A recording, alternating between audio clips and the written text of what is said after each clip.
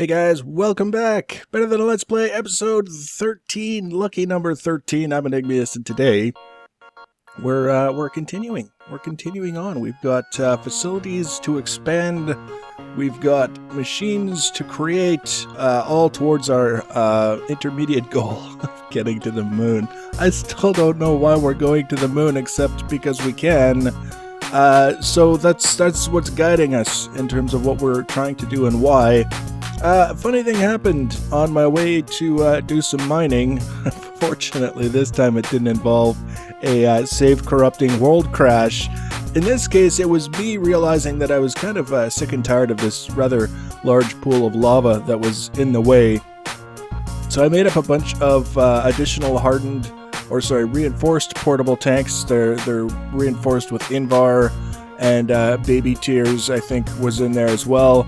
And went down there with a bucket and a bunch of these tanks, and this is what I came up with. Each one of these holds 32 buckets of lava, and the pool is still not completely gone. It's sort of the terrifying thing, is that there's still probably maybe half a dozen or a dozen buckets left that I have to pick up, and then it'll be gone. So we're good for lava for the time being. Now, before we start looking at machines, we have to look at what I built, which is a launch pad. I don't know why I decided to go right ahead and build a launch pad before we even have anything that remotely resembles a rocket.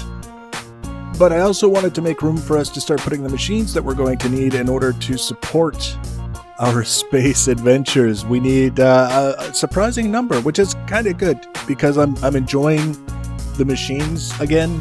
For the first time in a while, they were getting kind of stale in the past, and now they're a little bit creative. They're a little bit innovative. They're a little bit visually appealing. They're a little bit of everything that I was kind of hoping to find in machines to grab my interest and hold it for long enough to make a mess of things. Just always the long-term goal. So this is actually, I borrowed very heavily from Plots on this one, plots.co.uk, using their ellipsoid tool that basically lets you make not spherical shapes, but elliptical three-dimensional shapes, and taking a cross-section of one of those and using that as the template for the roof, if you will, of this particular structure, because I didn't want a circle again, and I didn't want necessarily all that angular, and given that it was sticking out the side of the mountain, it seemed like it made sense to have something a little bit round. So that's what I decided to do. We're using stone road blocks, which are made again with a chisel. It doesn't take as many runs with the chisel to make them, which is part of the reason why I was using them, just because it was kind of getting to be a pain in the butt remaking all of the chisels. As I would go through a stack of materials, it would take about 70-80% of the durability off of a flint chisel, and I said, you know what, I've had enough of your crap. I don't want to have to do this so many times, so that's what we ended up with. It's basically like smooth stone, only I think it looks better in this texture pack than the actual smooth stone itself. So there we go. Just like that. Not particularly complicated. And then we have to have a walkway, of course, because that's the elliptical area there is the room for the machines. And now we need to have room for the rocket. Where are we going to launch the rocket from? Where are we going to put our launch pad? Well, we're going to put it on a little sort of suspended platform connected to the mountain by the walkway. It'll actually look a lot better if the cameraman would cooperate. He's getting stubborn. The longer I've known him, he's starting to take certain liberties with his job. You can see the clouds passing underneath there. Here we go. Now you can see I put some fencing around it just so we don't fall off. I used the trick, you attach the first layer of fencing to the side and then build it off that, and it doesn't take up floor space. And you can see again with the glass floor, then we've got that central square platform for the launch pad itself, and then the elliptical dome housing our machines.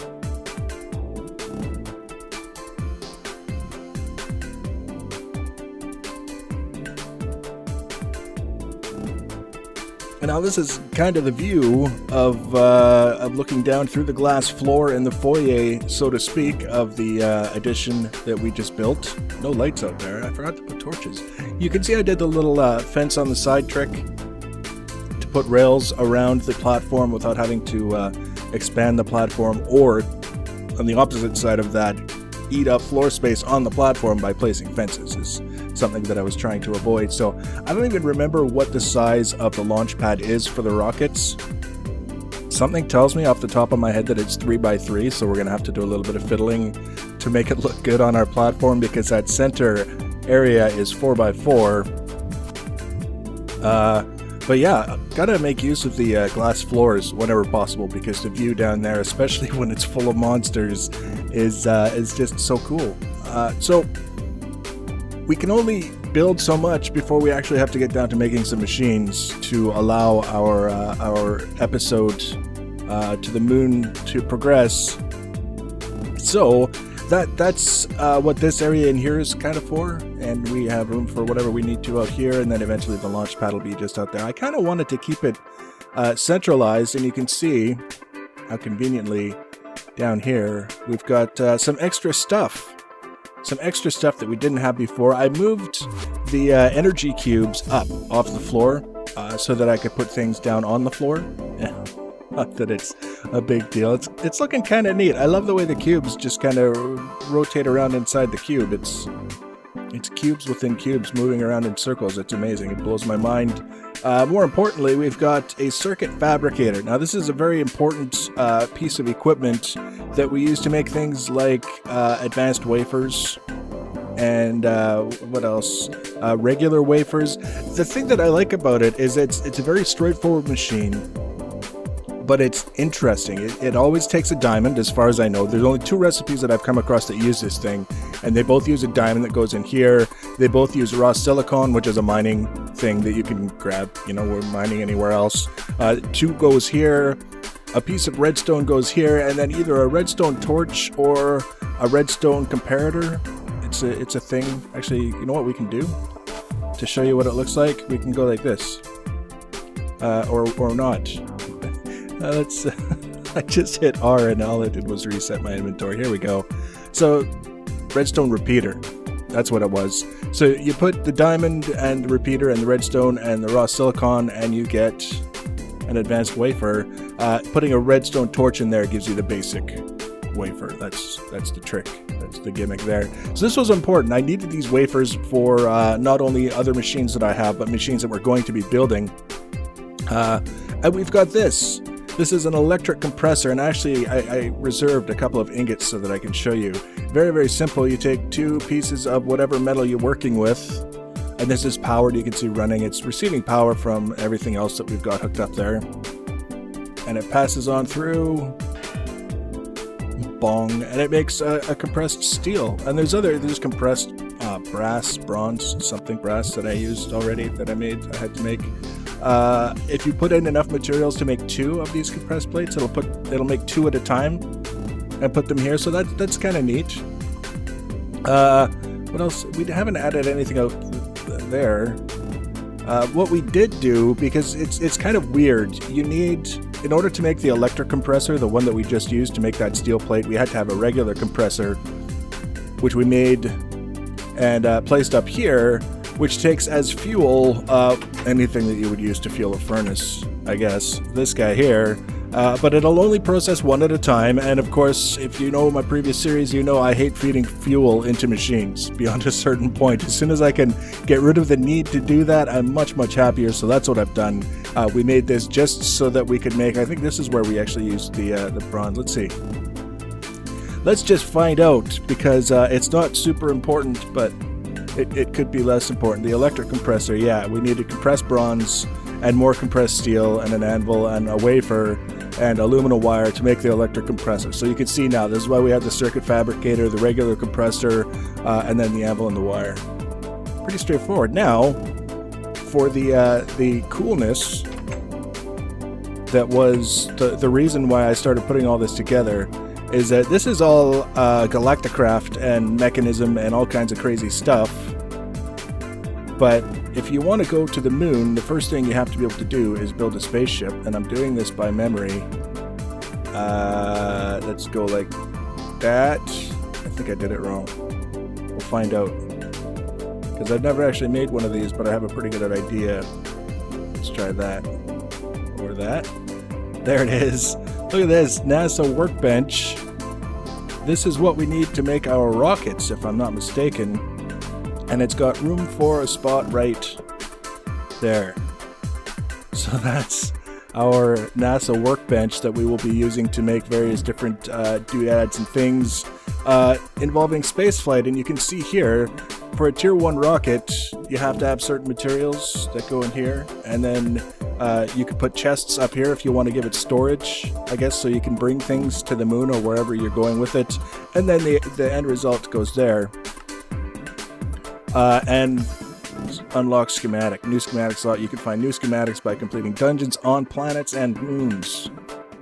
So we go to the moon and we find a dungeon on the moon and we complete it and we get a schematic. We bring it back here. It'll unlock the rocket ship that will take us to Mars. And I believe it also has the chance to give us a schematic to make a Mars or like a moon buggy so we can drive around and stuff. So that's kind of where we're going. That's the whole point of what we've been doing up until now, is getting ready to build stuff. That sounds familiar. Getting ready to get ready. You know what? I don't even know if this thing needs power. I don't think it does. I think it just wants to sit there and make stuff for us. There's a guy with a giant... Oh, it's a spider with a giant glove, number 1 on his... Yeah, the foam finger hat. While we're out here, let's... go like that, because we don't really like bad guys hanging out on our platforms. We didn't make it for them, and they don't pay rent, so they don't belong. That's just the way it goes. Sorry, Mr. Spider, Creeper, Zombie, Skeleton, you're all assholes. And again, we can look down on them from our lofty perch. So I think what I have to do next, before we can get all worked up and excited about going to the moon, is it's not enough to be able to build the rocket.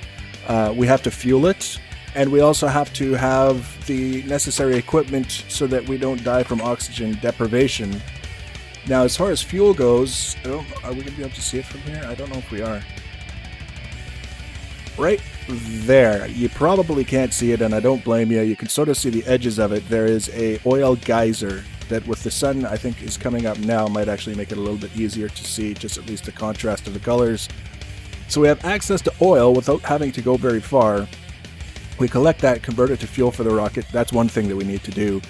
Making all the compressed air tanks and the machines to put compressed oxygen into the tanks is another thing that we have to do. Making the rocket ship is another thing that we have to do. And then going to the moon, hopefully not dying, and getting a schematic so we can go to Mars is another thing. And one of the things that I've also decided is that I want to continue to upgrade my modular power suits stuff, because you can see we've got a reasonable selection of modules installed on them now. We've actually got the airtight seal there, which I think is a replacement for the glass helmet thing that you need for the oxygen set. We'll find out soon enough. I have still no armor on any of this crap. Like, look at my armor above my health bar there. It's not there because I have none. There's no armor contribution from the power suits yet. So I would like to get that addressed as soon as possible. And then we can go. We can go to the moon and build something there. I don't know what. We'll go through the dungeon, and by then it'll be like episode 223, and we will be able to figure something else out.